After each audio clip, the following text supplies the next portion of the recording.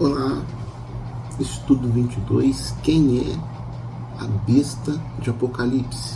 A verdade. Então nós vamos ler Apocalipse capítulo 13, versículo 1 a 6, que diz assim: a ascensão do anticristo ao poder sobre os 10 reinos dentro do antigo Império Romano. Então, Apocalipse capítulo 13, versículo 1 a 6. Pus-me sobre a areia do mar e vi subir do mar uma besta que tinha 7 cabeças e 10 chifres, e sobre seus chifres 10 diademas, e sobre as cabeças trazia um nome de blasfêmia: o reino do anticristo, a Grécia renovada. O 8º reino, de Apocalipse 17, versículo 8 a 11, depois do 7º, ou dos 10 reinos de Roma. Está escrito: a besta que vi era semelhante a um leopardo. Tinha os pés como os de um urso e a boca como a de um leão. E o dragão deu-lhe seu poder, seu trono e grande autoridade. Vi também uma de suas cabeças como ferida de morte, e sua ferida mortal foi curada. Toda a terra, então, se maravilhou e seguiu a besta, a fonte do poder do anticristo. Versículo 4. E adoraram o dragão que deu à besta seu poder, e adoraram a besta, dizendo: quem é semelhante à besta? Quem poderá batalhar contra ela? Sua blasfêmia e a duração de seu reinado. Versículos 5 e 6. Foi-lhe dada uma boca para falar palavras arrogantes e blasfêmias, e foi-lhe dada autoridade para agir durante 42 meses. 42 meses, não é anos. Versículo 6. E ela, então, abriu a boca em blasfêmia contra Deus, para blasfemar do seu nome, do seu tabernáculo e dos que habitam no céu. Está escrito, palavra de Deus. Muito bem. Bem-vindos ao canal Bíblia Sem Tradições. Meu nome é Leonardo e vamos disciplinar mais uma matéria. E nós estamos entrando numa parte muito interessante, que é relacionado a esse anticristo. Então vamos disciplinar a matéria. Muito bem. Virá uma besta em um futuro próximo, que surge do meio das nações, com autoridade, influência e um poder que não vem deste mundo. 7 cabeças, 10 chifres, palavras de blasfêmia. Mas calma, isso não é sobre um monstro, é sobre um sistema, um governo, um líder. E o mais assustador, muitos não vão resistir, vão se maravilhar. Muito bem. Apocalipse 13 revelado, o código oculto por trás da besta e seus símbolos. O trecho de Apocalipse capítulo 13, versículo 1 a 6, é riquíssimo em figuras de linguagem, principalmente por ser um texto apocalíptico, que usa símbolos para transmitir verdades espirituais. Então vamos aqui às principais que ocorrem nesses versículos 1 a 6. Então nós temos a metáfora, que é o simbolismo. E o simbolismo é a mesma, é a figura, melhor dizendo, é a figura predominante. É quando uma coisa representa outra em uso de como. Uma besta que tinha 7 cabeças e 10 chifres. A besta não é um animal literal, mas simboliza um poder político ou sistema maligno. 7 cabeças, 10 chifres. 7 cabeças, 10 chifres, 10 diademas, né? Representam autoridade, reinos, poder, domínio, né? Números simbólicos. O dragão deu-lhe o seu poder, né? O dragão simboliza Satanás, indicando a origem espiritual do poder. Comparação, simile, figura de linguagem. É uma comparação explícita, usando palavras como, a palavra como e a palavra semelhante a alguma coisa. Uso de como para comparar, ou seja, semelhante ao leopardo, pés como os de urso, boca como a de leão. A besta, ou seja, o sistema político maçônico, sionista, maligno, reúne características de vários animais ferozes. Ideia de força, rapidez e violência combinadas. A terceira que é hipérbole, ou seja, um exagero intencional. É um exagero proposital para dar ênfase. Toda a terra se maravilhou após a besta. Não significa literalmente cada pessoa do planeta, mas expressa grande alcance e influência mundial. A quarta figura, prosopopeia, personificação. É quando algo não humano recebe características humanas. A besta fala, recebe poder, é adorada. Um sistema, poder, é descrito como se fosse uma pessoa. A quinta figura de linguagem aqui, pergunta retórica. É uma pergunta feita sem esperar resposta, usada para reforçar uma ideia. Quem é semelhante à besta? Quem poderá batalhar contra ela? Não espera a resposta, serve para enfatizar a aparência invencibilidade da besta. A sexta figura de linguagem, sinédoque, metonímia, que são figuras que usam partes ou elementos associados para representar algo maior. A sinédoque, ou seja, a parte pelo todo ou vice-versa. Metonímia, substituição por algo relacionado. Cabeças, chifres, boca. Partes representam o todo, ou seja, autoridade, poder, fala, governo. A sétima figura de linguagem aqui é a antítese implícita. É o contraste entre ideias opostas. A besta blasfema contra Deus, ou seja, contraste entre santo Deus e profana besta. Então, muito bem. Esse texto não deve ser lido de forma literal, mas como uma linguagem simbólica altamente carregada, típica da literatura apocalíptica. As figuras de linguagem servem para revelar verdades espirituais profundas por meio de imagens fortes e impactantes. Pois bem, Apocalipse 13 desmascarado. Quem está falando é o verdadeiro poder por trás da besta. Você já ouviu alguém dizer que o eu de Apocalipse 13, versículo 1 é o próprio Satanás falando? E se eu te dissesse que essa interpretação simplesmente não se sustenta? Preste atenção nisso. No decorrer do livro, João usa esse mesmo pronome dezenas de vezes, antes e depois desse capítulo. Isso revela algo poderoso. Não é Satanás falando, é João descrevendo uma visão. E isso muda completamente a forma de entender o texto. E agora fica ainda mais sério. O capítulo 13 não começa com a voz do diabo. Ele começa com o impacto da queda dele sobre a terra.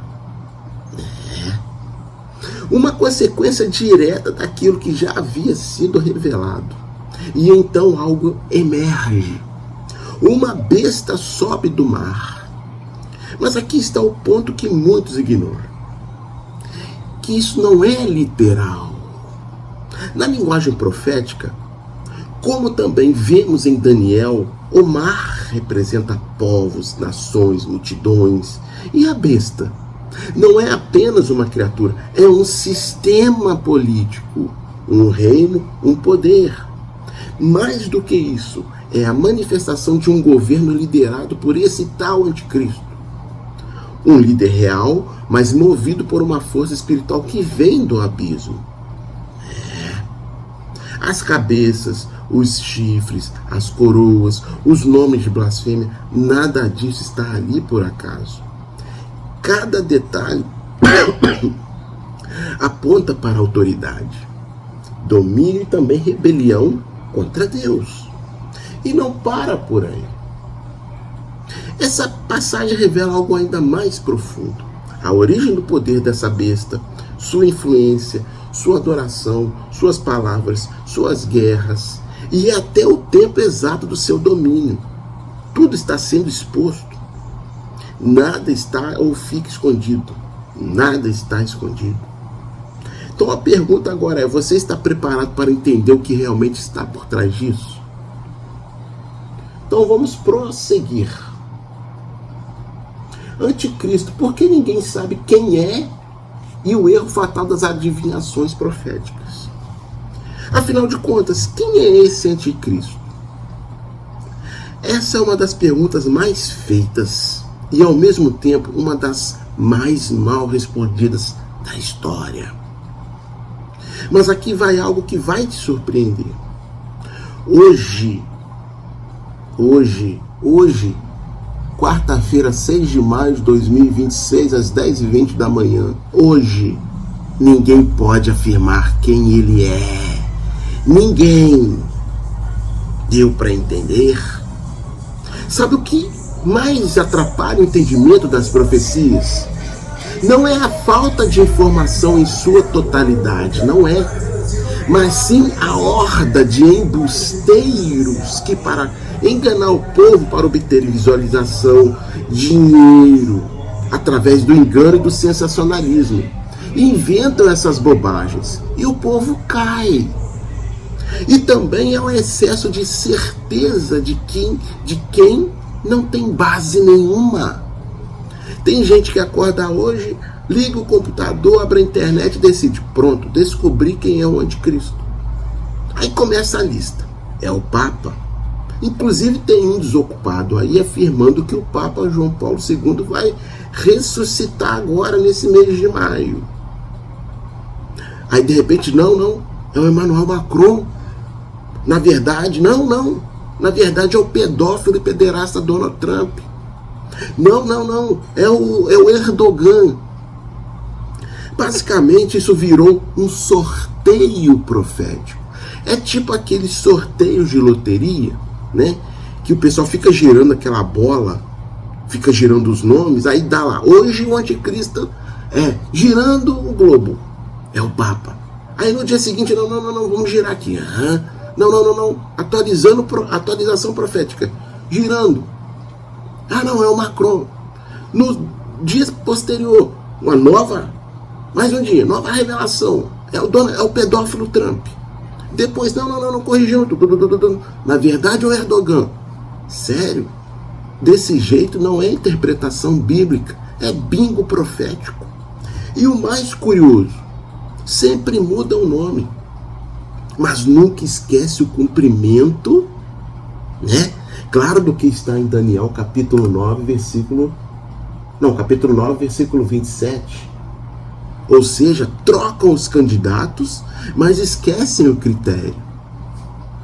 E sem critério, qualquer bolinha serve. E a vadiagem profética desta horda de desocupados continua. Se continuar assim, daqui a pouco o anticristo vai ser eleito por enquete. Eu tenho que tirar sarro desses embusteiros, né? Agora vamos falar sério, vamos falar de Bíblia. A própria Bíblia, em Daniel 9, versículo 27, estabelece um marco claro. Ele só será identificado quando fizer uma aliança específica de 7 anos com esse falso Israel aí. Então, pergunta simples: algum desses nomes cumpriu isso ou outros? Não. Então por que tanta certeza? Porque é muito mais fácil, amigo e amiga, apontar o dedo do que estudar o texto. Eles ficam repetindo. E aqui entra o problema. Quando alguém sai rotulando qualquer indivíduo aí como esse anticristo, não está defendendo a profecia, ele está banalizando. Está transformando algo sério em teoria de internet, tudo por visualização e dinheiro e engano. E o efeito disso é perigoso. As pessoas começam aqui a desacreditar. Não porque a Bíblia falhou, mas porque a interpretação foi mal feita. Por causa de dinheiro. Então, antes de sair carimbando nomes por aí, talvez seja melhor fazer algo bem mais radical. Ler o texto com atenção e estudar. Comparar as profecias.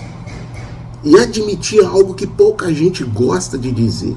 Ainda não dá para afirmar quem é ele. E tudo bem. Porque quando for o momento certo, não vai precisar de achismo. Vai ser evidente. Sim, meus amigos, ninguém. E existe um motivo claro para isso. A própria profecia revela que ele só será identificado quando fizer uma aliança de 7 anos com esse Israel que está aí. Como está em Daniel 9, versículo 27. Isso esses embusteiros não leem. Antes disso, tudo é especulação, bobagem. E foi exatamente isso que aconteceu ao longo dos anos. Já apontaram o Papa, líderes como Stalin, até que figuras improváveis foram consideradas. E o resultado? Confusão, frustração. E pior, muitas pessoas desacreditaram completamente das profecias por causa de interpretações precipitadas desses embusteiros que estão aí, que não tem compromisso. Agora presta atenção nisso.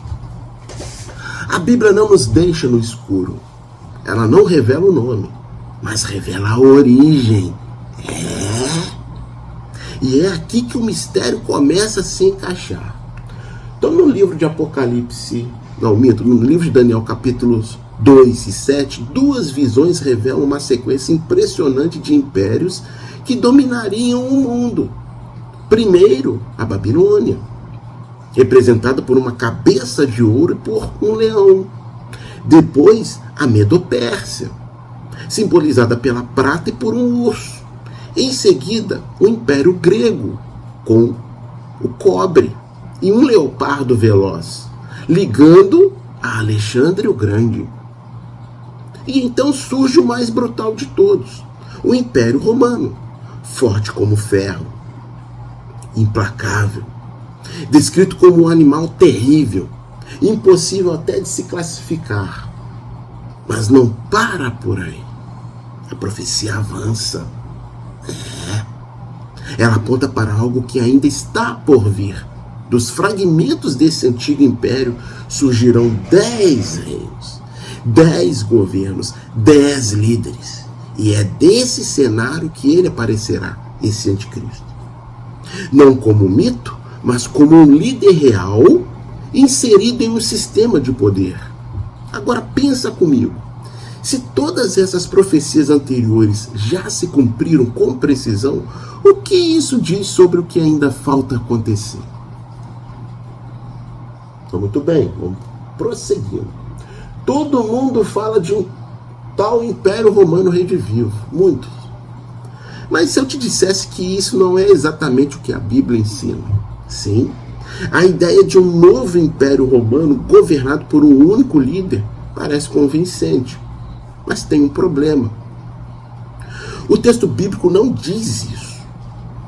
O texto bíblico diz, pensa comigo. Para existir uma ressurreição do Império Romano, seria necessário reconstruir um único império centralizado, governado por um só homem, a partir de Roma. Mas quando você olha com atenção para Daniel 2, capítulo 2 e Daniel capítulo 7, e também para Apocalipse 17, o cenário é outro. Completamente diferente. Não é um império, são 10 reinos, 10 governos independentes, 10 líderes distintos, todos surgindo dentro do antigo território romano. Percebe a diferença? Não é uma ressurreição do império. É uma fragmentação com origem comum. Por isso, o termo mais correto não seria Império Romano Redivivo, mas algo muito mais preciso. Um sistema restaurado, formado por 10 poderes.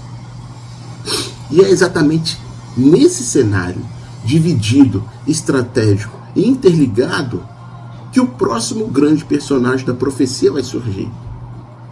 Agora deixa eu te perguntar, se a base já foi interpretada de forma errada por tanto tempo, quantas outras conclusões também podem estar equivocadas?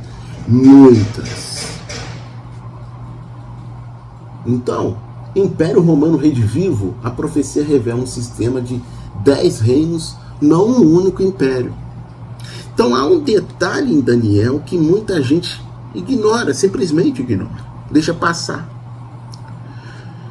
E isso muda totalmente o entendimento da profecia. Preste atenção nisso. Em Daniel capítulo 2, a visão da estátua mostra 10 dedos. Mas sabe o que não aparece ali? Nenhum chifre pequeno. Agora segura isso. Já em Daniel capítulo 7 ele aparece. Uma ponta pequena, que surge no meio de 10 e arranca 3 pela raiz. Isso não é detalhe. Isso é sequência profética. E o próprio texto explica. O quarto reino, o Império Romano, daria origem a 10 reis. Depois disso, não antes, surge outro, diferente, mais agressivo, mais estratégico. Ele derruba 3, assume o controle e os outros simplesmente entregam o poder. Resultado, ele concentra a autoridade e forma um novo domínio. Agora conecta isso com Apocalipse 17. Esses líderes entregam seus reinos à besta por um tempo específico. Um período limitado. Um movimento coordenado. E tudo isso aponta para um momento futuro. Percebe o padrão? Primeiro vem os 10. Depois surge o líder, o anticristo. Não é antes, não é durante, é depois. E é aqui que muita gente se perde, porque ignora a ordem dos acontecimentos. E quando ignora a ordem, começa o festival de suposições, o festival de besteiras que vemos aí. Já chamaram de anticristo figuras como Hitler, Mussolini, Stalin, Papa e outros religiosos. Mas todos eles têm algo em comum. Nenhum surgiu depois dos 10 reinos. Ou seja, não encaixam na profecia. Simples assim. E enquanto as pessoas ignorarem o que o texto diz de forma clara, vão continuar tentando adivinhar o futuro e engabelando os outros, com base em achismo. Eles não estudam. Eu estou ensinando aqui. Agora pensa comigo, se a Bíblia já definiu a ordem dos eventos, por que tanta gente insiste em inverter tudo?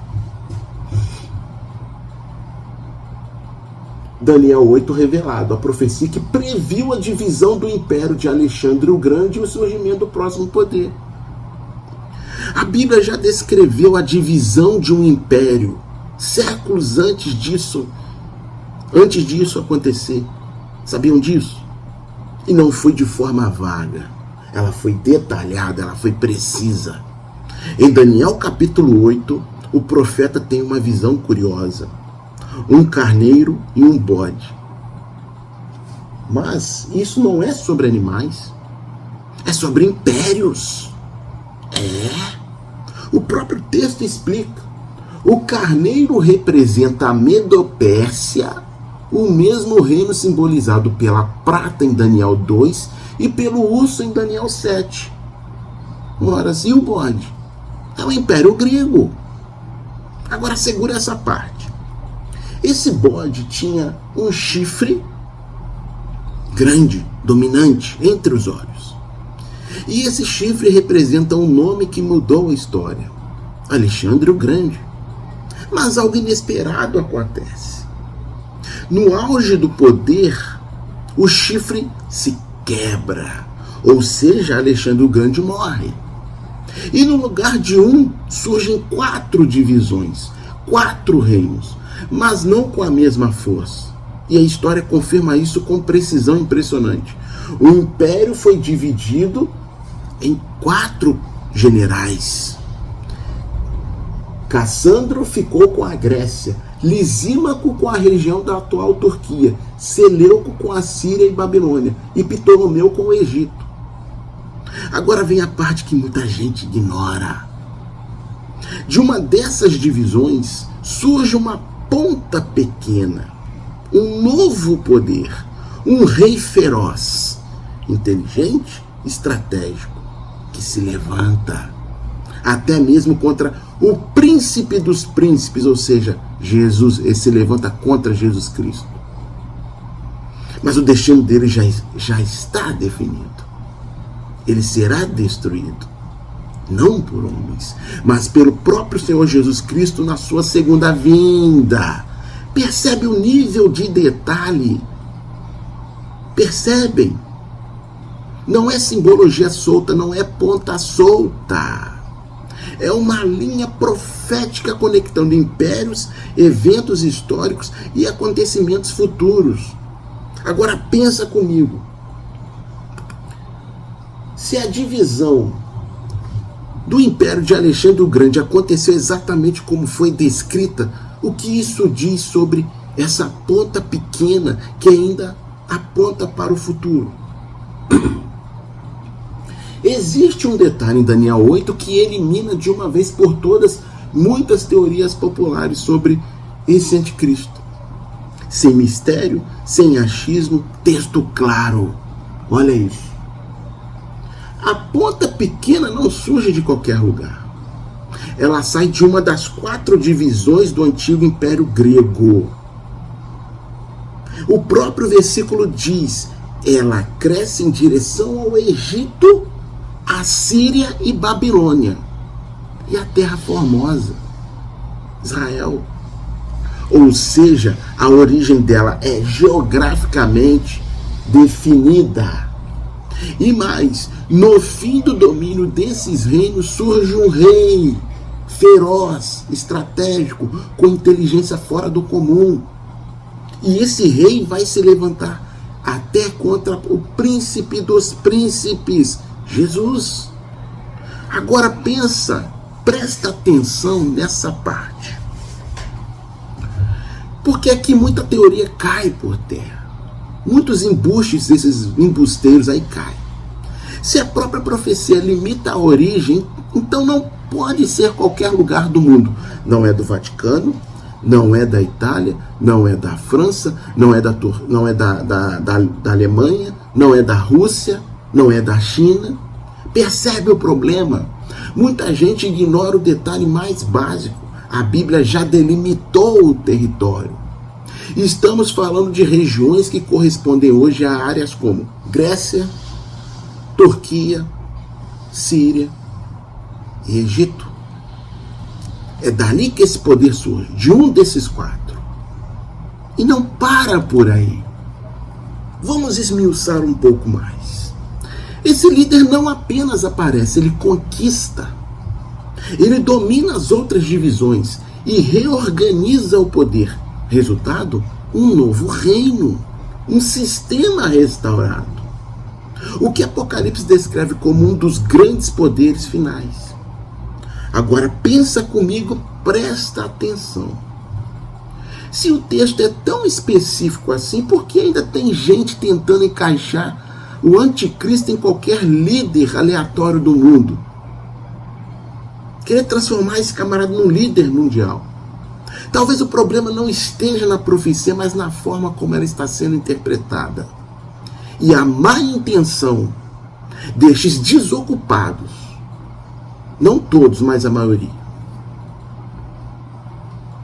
Daniel 8 desmascara as teorias, a origem geográfica do anticristo que muitos ignoram. Vamos esmiuçar mais. Existe um capítulo em Daniel que afunila tudo e praticamente coloca um alvo no mapa. Daniel 11. Aqui não estamos mais falando de símbolos amplos. Agora é guerra. Conflito direto. Durante cerca de 150 anos, duas forças entram em choque constante. O rei do sul e o rei do norte. Egito contra a Síria. Batalha após batalha, geração após geração. Até os dias de Antíoco Epifânio, por volta de 165 a.C. Mas, de repente, o texto faz algo surpreendente. Ele salta no tempo, vai direto para o fim e mostra o confronto final. Mais uma vez, Egito contra a Síria. Só que agora com um desfecho definitivo. A Síria vence e é aqui que tudo se conecta. A partir de Daniel 11, versículo 36 até o capítulo 12. Não estou mais olhando para o passado. Não estamos olhando mais para o passado. Estamos olhando para o fim dos tempos. E o personagem central é esse anticristo, descrito como o rei do norte, ou seja, ligado à Síria. Percebe o que está acontecendo aqui? A profecia está sendo cada vez mais específica. Ela está cada vez mais sendo esmiuçada. Primeiro 10 reinos, depois 4 divisões, agora um único território que é a Síria. Um verdadeiro zoom profético. E isso tem um propósito muito claro: mostrar o que aconteceria com Israel nos últimos dias. Então agora pensa comigo, se o próprio texto limita tudo dessa forma, porque ainda existem tantas teorias de embusteiros espalhando nomes aleatórios pelo mundo. Se Daniel 11 inteiro gira em torno de Egito e Síria, lê lá. E o desfecho final aponta para a vitória do norte. Então a conclusão é direta. Esse anticristo não vem do Egito, não vem da Grécia, não vem da Turquia. Ele surge do cenário ligado à Síria no fim dos tempos. Agora a pergunta é inevitável. Se a profecia está tão detalhada assim, será que as interpretações modernas desses desocupados estão realmente acompanhando o texto? Ou só estão repetindo ideias e tocando terror no povo, enganando o povo para ganhar dinheiro, sem perceber o que a Bíblia já deixou claro? A horda só repete: estudar que é bom nada. E se eu te dissesse que a Bíblia não fala de vários personagens diferentes, mas de um só? Presta muita atenção agora, porque isso aqui muda tudo. Muito bem. O rei do norte, a ponta pequena, o príncipe que há de vir, o homem do pecado, o filho da perdição e a besta de Apocalipse 13 não são figuras separadas, são descrições diferentes de um mesmo personagem, o anticristo. E isso não é suposição, é padrão, é repetição, é evidência bíblica conectada. Olha isso.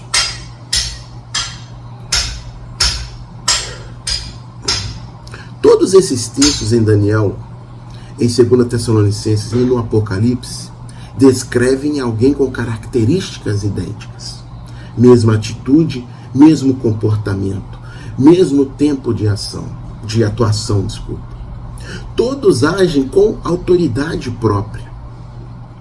Todos se exaltam acima de tudo. Todos blasfemam contra Deus. Todos perseguem os santos. E todos dominam o mesmo cenário global.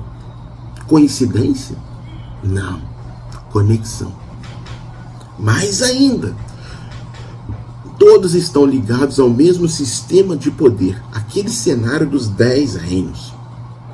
Todos recebem autoridade. Todos governam por um período limitado. e todos caminham para o mesmo fim. Agora segura isso.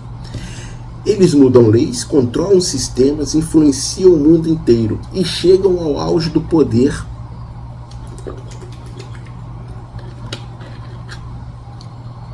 justamente no momento mais crítico da história, a grande tribulação, o maior caos que a Terra já verá.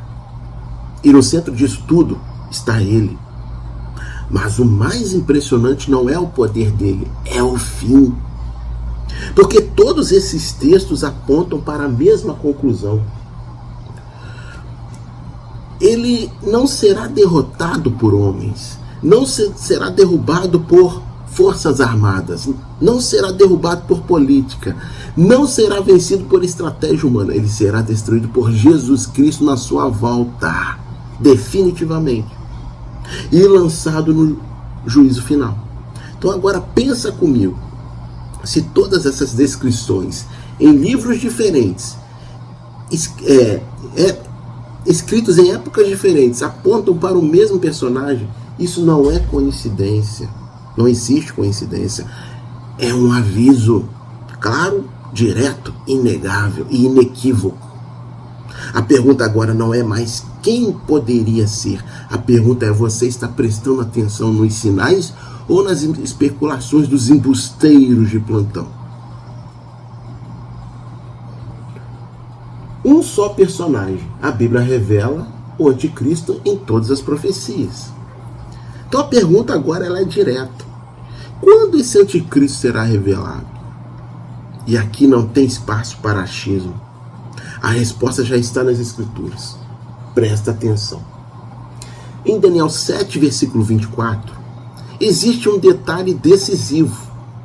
Ele não pode aparecer antes que os 10 reinos estejam formados e depois do arrebatamento da igreja. Ou seja, antes disso acontecer, ninguém pode afirmar quem ele é. Simples assim. Primeiro vem os 10 reinos. Depois ele surge e tem o arrebatamento também. Depois ele surge. E surge de forma surpreendente. De repente, do meio deles. Saindo da obscuridade para o centro do poder. Tão rápido que o próprio Daniel ficou impressionado com a ascensão dessa ponta pequena. Agora segura isso. Nos primeiros 3 anos e meio, ele ainda não domina tudo. Mas no meio desse período, tudo muda. Ele assume o controle, se torna a besta de Apocalipse 13. E os 10 reis entregam o poder a ele, reconhecem a autoridade dele. Agora vamos a um ponto crucial. Ele só será plenamente revelado depois de um evento específico descrito em 2 Tessalonicenses 2. Antes disso, continua oculto. Agora pensa comigo, quanto tempo ele governa? Ele começa com influência limitada, mas domina completamente nos últimos 3 anos e meio. E é nesse período que ele se exalta acima de tudo. Exige adoração e impõe seu sistema ao mundo. E onde isso acontece? Aqui fica ainda mais intenso. Ele se posiciona em Jerusalém, no templo, no lugar mais sensível espiritualmente, cumprindo exatamente aquilo que foi anunciado. E agora vem a parte mais forte de todas. De onde vem o poder dele? Não é político apenas, não é humano apenas, é espiritual. Ele recebe poder de Satanás, é influenciado por forças do abismo e ainda conta com a autoridade entregue pelos 10 reis, mas não para por aí. Existe algo que muita gente não percebe. Mesmo tudo isso acontecendo, nada foge do controle de Deus dos eventos finais. É permitido, tem limite, tem tempo determinado. Vejam só, e tem um fim. Porque no auge do poder, Quando tudo parece perdido, acontece um momento decisivo. A volta de Cristo na terra, visível. E aí não há negociação, não há disputa equilibrada. O anticristo é derrotado, julgado e lançado no fim definitivo. E então um novo reino começa. Agora deixa eu te perguntar, se tudo isso já está traçado com tanta precisão, porque ainda tem gente tentando adivinhar nomes hoje? E outra, Jesus vem e é o único que vai dar jeito nesse mundo. Não é político. Esqueçam isso. Apocalipse 13 revelado. O domínio total da besta é o prazo final do seu poder. É o prazo final. Agora eu preciso que você preste atenção nisso. Porque o que você vai ouvir aqui não é leve. A Bíblia descreve com detalhes impressionantes o nível de poder que a besta de Apocalipse 13 vai alcançar. E não é pouca coisa. É um domínio espiritual, político e econômico. Olha isso. Ela terá poder para blasfemar contra Deus, para desafiar abertamente tudo que é santo. Terá poder para vencer os santos e perseguir aqueles que permanecem fiéis. Vai se levantar contra Israel e exercer domínio sobre o povo judeu. Mas não para por aí. A besta conquistará nações, governará como quiser e bem entender, e ninguém conseguirá resistir facilmente. Vai derrubar sistemas, inclusive destruir aquilo que Apocalipse chama de Babilônia mística.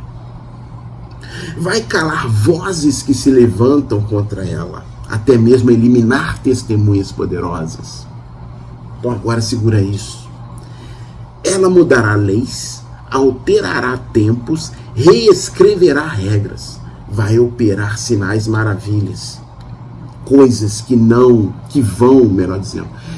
impressionar o mundo inteiro. E o mais perigoso, vai fazer o engano prosperar. As pessoas não apenas serão enganadas, elas vão acreditar no engano, como já acredita hoje. Mais ainda, ela terá controle sobre riquezas, sobre economia, sobre quem pode comprar ou vender. Vai influenciar a religião, controlar a adoração e exigir lealdade total. Não é só política. É domínio completo e absoluto, inclusive sobre a vida das pessoas. Reis se submeterão, nações temerão e o mundo inteiro observará.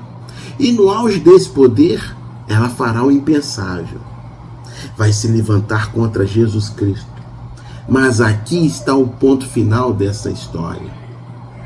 Esse domínio tem prazo limitado, contado, 42 meses. E depois disso, não importa o quão poderoso pareça, não importa o quanto tenha dominado, o desfecho já está determinado. Agora me responde. Se tudo isso está descrito com tanta clareza, isso parece algo que deve ser tratado com teorias ou com atenção real? Os embusteiros estão de plantão. Anticristo revelado, os muitos nomes de um mesmo personagem nas profecias bíblicas. Pouca gente percebe isso, mas a Bíblia não descreve o anticristo com apenas um nome. Ele revela vários títulos, e cada um deles mostra uma faceta diferente desse personagem. Então agora presta atenção. O nome mais conhecido é Anticristo. Um nome que significa exatamente isso, oposição direta a Jesus Cristo. Né? Esse termo aparece poucas vezes nas cartas de João. Mas o personagem, por trás dele, aparece em toda a profecia. Não é alguém qualquer, é o maior opositor de Jesus no fim dos tempos. Mas existe um título que muita gente ignora. e que revela algo ainda mais específico. O assírio, sim, chamado assim nas profecias de Isaías e Miqueias. Então agora segura isso. Essas passagens, à primeira vista, parecem falar de reis antigos, mas apontam para algo muito maior, para um cumprimento futuro, para os últimos dias. Elas descrevem um poder que se levanta contra Israel. Oprime, domina, mas não vence para sempre. Porque existe um limite, um tempo determinado, um período de juízo. E então algo acontece. O próprio Deus intervém. O jugo é quebrado. A opressão termina. E Israel é restaurado, o verdadeiro, não esse. Não por força humana, como Isaías 66, que eles confundem, mas pela manifestação de Cristo. Percebe a profundidade disso? Isaías 66 se cumprirá aqui. O mesmo personagem é chamado de anticristo, de rei, de besta e também de assírio. Não são figuras diferentes. São peças do mesmo quebra-cabeça. E todas apontam para o mesmo cenário: conflito final, tribulação e intervenção divina. Então pensa comigo. Se a Bíblia descreve esse personagem com tantos detalhes em tantos livros diferentes, isso não parece uma teoria, parece um alerta. Claro, direto, intencional. A pergunta é: você está enxergando o quadro completo ou apenas partes isoladas? E o rei da Babilônia, em Isaías 14, um governante ligado ao sistema final, que ainda terá seu cumprimento completo nos últimos dias. Também é chamado de destruidor, homem violento. Termos que mostram exatamente como ele vai agir. Sem misericórdia, sem limites, e não para por aí. Em Ezequiel 38, 39 aparece como Gog. Um líder que se levanta em um conflito final no cenário do Armagedon. Em Daniel ele recebe vários títulos: a ponta pequena, o chifre pequeno, um rei feroz de cara e o príncipe que há de vir. E todos esses nomes apontam para o mesmo padrão: ascensão repentina, poder concentrado e domínio estratégico. E então um dos títulos mais reveladores: o Rei do Norte, ligado à região da Síria ao norte de Israel. Isso desmonta muitas teorias modernas, porque se o próprio texto limita a origem, não faz sentido sair apontando qualquer país no mundo como eles apontam Rússia e China. Agora segura isso. No Novo Testamento ele recebe nomes ainda mais fortes. Em 2 Tessalonicenses 2 ele é chamado de o homem do pecado, o filho da perdição, o ímpio. Ou seja, não é apenas um líder político, é a personificação máxima da rebelião. Alguém que vai além de governar. Ele vai exigir adoração, vai perseguir, vai controlar, vai eliminar quem não se submeter. E por causa disso o destino dele já está selado. Filho da perdição, condenado à destruição. Então vamos pensar um pouco. Se um único personagem recebe tantos títulos, em tantos livros, com descrições tão consistentes, isso não parece coincidência. Parece um aviso, ou melhor, é um aviso sendo repetido de todas as formas possíveis, para ninguém dizer depois que não sabia.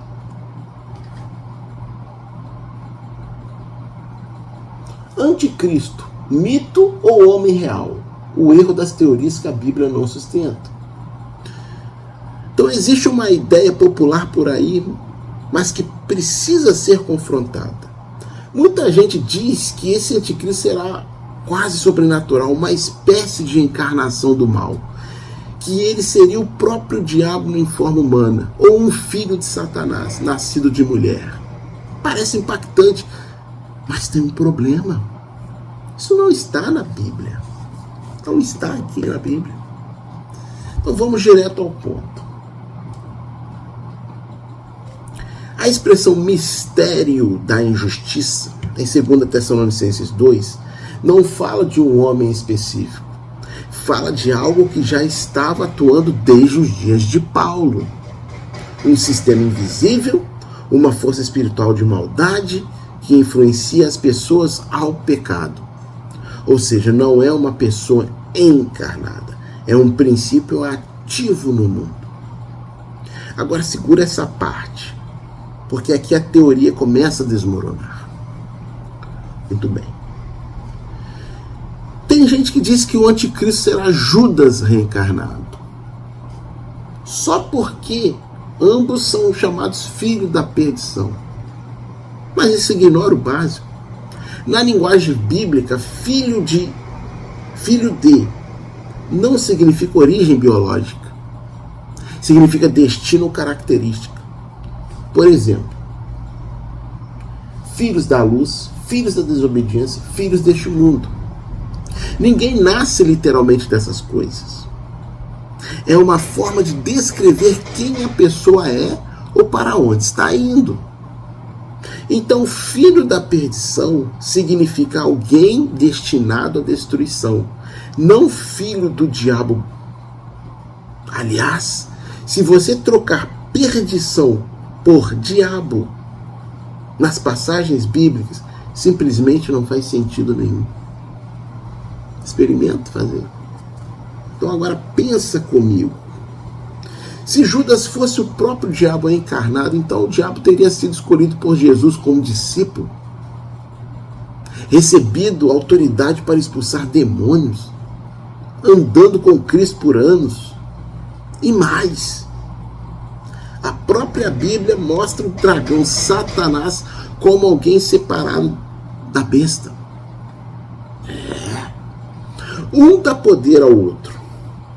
Ou seja, não são a mesma pessoa. Deu para entender?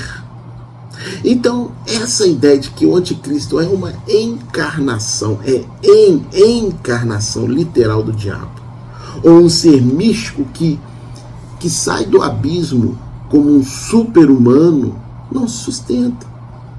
É teoria, não texto. Agora aqui vai a palavra-chave. A Bíblia descreve o anticristo como um homem real, mortal, influenciado por forças espirituais, mas ainda assim humano. E isso torna tudo ainda mais sério. Porque não estou falando de um monstro místico, mas de alguém que surgirá dentro da história, dentro do sistema, com aparência comum, mas com um impacto tremendo. Então agora me responde, o que é mais perigoso? Um ser fantástico que todo mundo reconheceria, ou um homem real que o mundo inteiro vai aceitar? Anticristo revelado. Não um monstro, mas um líder carismático que o mundo vai admirar. Existe muita confusão quando o assunto é esse anticristo. Teorias, suposições, ideias mirabolantes. Mas a verdade é que é bem mais direto do que parece. Esses ensinamentos que misturam Judas, mistério, encarnação do mal, não representam a realidade bíblica. E aqui está o ponto central. A Bíblia chama esse personagem de a besta, como vemos em Apocalipse 13. Mas isso não significa que ele seja um monstro literal. Significa algo muito mais sério. Presta atenção nisso. O anticristo será uma pessoa real, não um sistema, não uma linhagem, não uma instituição, não um governo, né? Um homem que ainda vai surgir. E quando surgir, vai cumprir cada detalhe das profecias. Agora segura essa parte, porque isso é o que torna tudo ainda mais impactante. Ele não será apenas poderoso, ele será carismático, inteligente, persuasivo, estratégico, um líder nato. Daqueles que entram em um ambiente e naturalmente assumem um controle. Ele vai conquistar pessoas de todas as classes. Não pela força no início, mas pela influência. Pela fala bem construída, pela diplomacia impecável, pela capacidade de resolver problemas. As pessoas não vão rejeitá-lo, vão admirá-lo. Vão se impressionar com seus resultados, com sua liderança, com sua visão, com a sua presença. E é exatamente aí que está o perigo. Porque por trás de todas essas habilidades naturais existe algo mais. Um poder espiritual operando.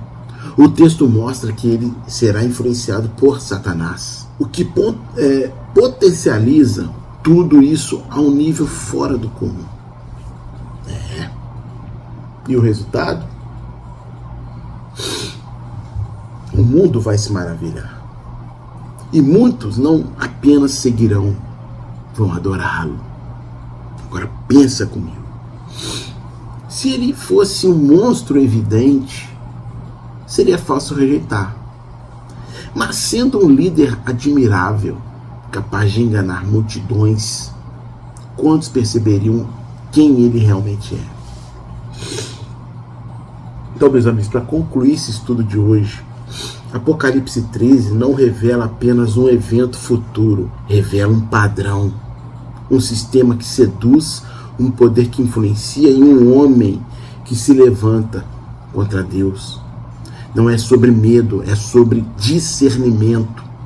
Porque quando tudo parece certo, quando o mundo inteiro estiver convencido, é exatamente aí que mora o maior perigo. A Bíblia não foi escrita para confundir, mas para alertar. E no fim de tudo, uma verdade permanece inabalável. O poder da besta tem prazo, mas o reino de Cristo é eterno. Então, meus amigos, se esse estudo de hoje fez você pensar diferente, você teve um aprendizado novo, não ignore isso. Curta, compartilhe, se inscreva e leve esse conteúdo para mais pessoas que precisam enxergar além do óbvio. E se você quer continuar entendendo as profecias sem distorções, já se inscreve e ativa o sino, porque nos próximos conteúdos o que está oculto vai ser revelado. Tá certo, meus amigos? Eu me despeço aqui, desejando o melhor para você e para os seus, e até uma próxima, se Deus quiser. Valeu!